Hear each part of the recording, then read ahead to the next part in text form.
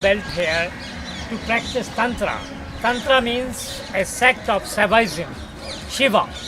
So Shiva and Parvati, Shakti, is like a part of life where they have a more fertility through the sexual ceremony. So that sex figure is exhibited there to give guidelines or good education for the young generation. How to achieve for devotion of man and woman together.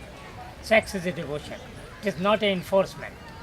If you do enforcement for sex, means maybe in the future it can be a crime. Either you are husband wife, or you are lover, or you are like anyhow you have got chance to be together for exchange of your energy.